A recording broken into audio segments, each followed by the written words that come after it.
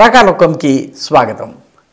జమ్మూ కాశ్మీర్లో ఉన్నటువంటి అంతర్జాతీయ సరిహద్దు కావచ్చు, లైన్ ఆఫ్ కంట్రోల్ కావచ్చును, అంటే పాకిస్తాన్కి భారతదేశానికి ఉన్నటువంటి వర్కింగ్ బౌండరీ ఏదైతే ఉందో లైన్ ఆఫ్ కంట్రోల్, నియంత్రణ రేఖ అని చెప్తాము. దీని చుట్టూ నిత్యము నిరంతరము ఫిరంగుల మూత మోగుతుంది. దీని చుట్టూ కూడాను ఉద్రిక్త పరిస్థితులు ఉంటాయి, అటు ఇటు కాల్పులు జరుగుతూ ఉంటాయి. నిన్నటి వరకు మనందరికీ తెలిసిన కథ ఇది. ప్రస్తుతము మన లైన్ ఆఫ్ కంట్రోల్ ఏదైతే పాకిస్తాన్తో ఉన్నటువంటి సరిహద్దు దగ్గర ఉన్నటువంటి గ్రామాలు, అక్కడ ఉన్నటువంటి రకరకాల పాయింట్లలో జరుగుతున్నటువంటి కథ ఏమిటి? అక్కడ ఈరోజు లైన్ ఆఫ్ కంట్రోల్ దగ్గర నియంత్రణ రేఖకు అత్యంత సమీపంలో టూరిజం స్పాట్స్ వికసిస్తున్నాయి, టూరిజం స్పాట్స్ అభివృద్ధి చెందుతున్నాయి. ఇవి కేవలం అభివృద్ధి చెందడమే కాదు, ఈ బార్డర్ ఏరియాలో ఉన్నటువంటి సమీపంలో, బార్డర్కి అత్యంత సమీపంలో ఉన్నటువంటి టూరిస్ట్ స్పాట్స్ని జమ్మూ కాశ్మీర్ ప్రభుత్వము ఓపెన్ అప్ చేసింది. దీంతో సరిహద్దును చూడటానికి రండి, అదేవిధంగా సరిహద్దు దగ్గర లైన్ ఆఫ్ కంట్రోల్ని చూడటానికి రండి, దాని దగ్గర ఉన్నటువంటి రకరకాల టూరిస్ట్ స్పాట్స్ని చూడటానికి రండి అని ఇంత మటుకు బయటి వారికి అనుమతి లేనటువంటి ప్రదేశాలను మన సైన్యము అదేవిధంగా మన ప్రభుత్వము ఓపెన్ అప్ చేసింది. దీంతో జమ్మూ కాశ్మీర్లో గతంలో ఎన్నడూ లేనంతగా బార్డర్ టూరిజం పెరిగింది. గత ఒక్క సంవత్సరంలోనే 4,30,000 మంది ఈ బార్డర్ టూరిజంలో పాల్గొన్నారు. గతంలో ఎన్నడూ చూడనటువంటి ప్రదేశాలకు వెళ్ళారు, లైన్ ఆఫ్ కంట్రోల్కి చాలా సమీపంలో వెళ్ళారు, అటువైపు కనిపిస్తున్నటువంటి ఆక్రమిత కాశ్మీర్లోని గ్రామాలను చూడగలిగేంత సమీపంలో వెళ్ళారు. అక్కడ ఉన్నటువంటి రకరకాల టూరిస్ట్ స్పాట్స్లో విందులు, వినోదాలు, రకరకాల సరదాలు, ఇవన్నీ ఈ కార్యక్రమాలలో వాళ్ళు పాల్గొని తిరిగి వచ్చారు.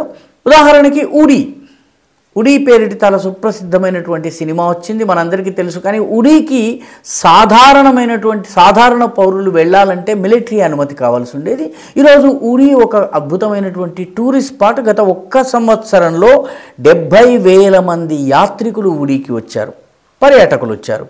గురేజ్ లోయ, చాలామంది కశ్మీర్ అనగానే శ్రీనగర్ చుట్టుపక్కల ఉన్న ప్రాంతాలే చెప్తుంటారు. శ్రీనగర్లో 3 ప్రధానమైనటువంటి లోయలు ఉన్నాయి.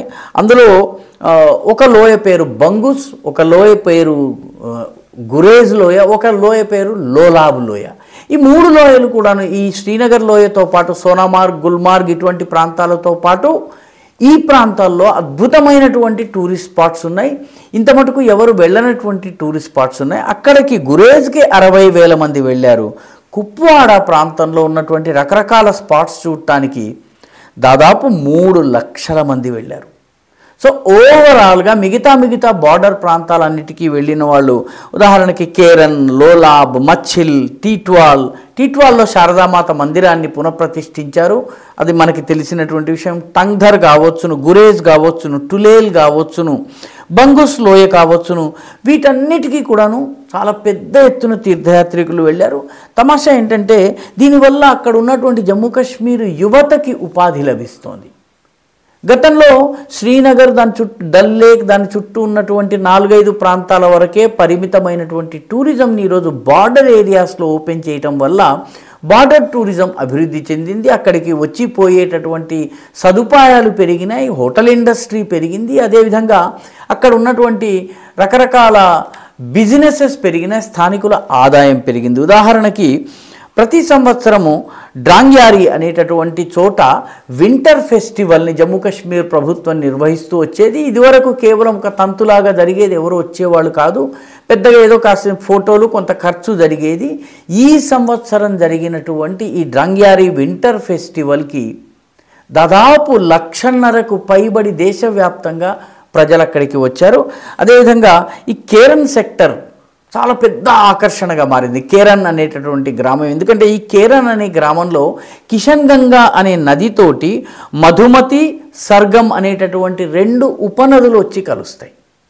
ఇవన్నీ కలిసి కిషన్ గంగా ప్రవహిస్తుంది. ఈ 3 నదుల సంగమ స్థలం కావడంతో చాలా అందమైనటువంటి ప్లేస్ ఉంటుంది. ఇక్కడికి చేరుకునేందుకు ఫిర్కియాన్ గలీ అనేటటువంటి ఒక కనుమ ఎక్కాల్సి ఉంటుంది. దాదాపు 7,900 అడుగుల ఎత్తు మీద ఉంటుంది ఈ కనుమ.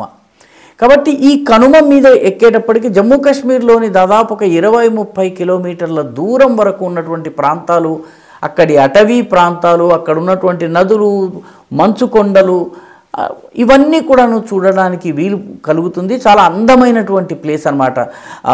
అక్కడికి టూరిజం వెళ్ళినటువంటి వాళ్ళు చెప్పేది ఏంటంటే అక్కడి నుంచి తిరిగి రాబుద్ది కాదు, అంత అందమైనటువంటి ప్రదేశం. ఇన్నాళ్ళు ఎవరు వెళ్ళనటువంటి ఫిర్కియా గల్లీ, అదేవిధంగా కేరన్కి చాలా పెద్ద ఎత్తున ప్రజలు వెళ్తున్నారు.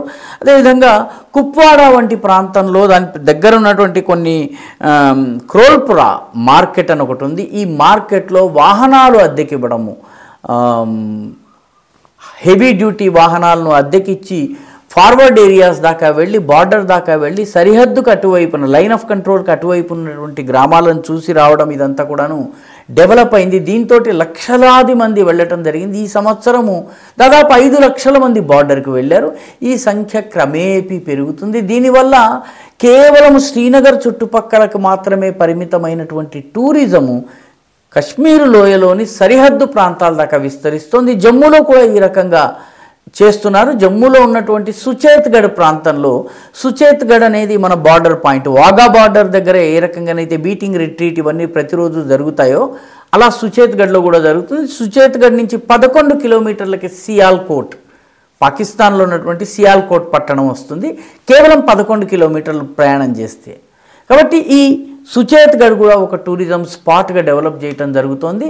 మొత్తం మీద జమ్మూ కాశ్మీర్లో ఈ బార్డర్ టూరిజం ఏదైతే ఉందో, జమ్మూ కాశ్మీర్ యొక్క సర్వాంగీణ అభివృద్ధి, అన్ని ప్రాంతాల అభివృద్ధితో పాటు దేశం నలుమూలల నుంచి ప్రజలను ఈ బార్డర్ ఏరియాస్కి రప్పిస్తోంది. అక్కడ ఉన్నటువంటి పరిస్థితుల్ని తెలుసుకునేలా చేస్తోంది, అక్కడ ఉన్నటువంటి అందాలను ఆస్వాదించేలాగా చేస్తోంది. కశ్మీరీ ప్రజలకు ఆదాయం కూడా పెంచి వాళ్ళ యొక్క ఆర్థిక సస్టెనెన్స్ ఏదైతే ఉందో, వాళ్ళ యొక్క ఆర్థికంగా వారికి బలిమిని చేకూరుస్తోంది. మొత్తం మీద బార్డర్ టూరిజం అనేది రానున్న రోజుల్లో జమ్మూ కాశ్మీర్లో అతిపెద్ద ఆకర్షణగా మారబోతోంది.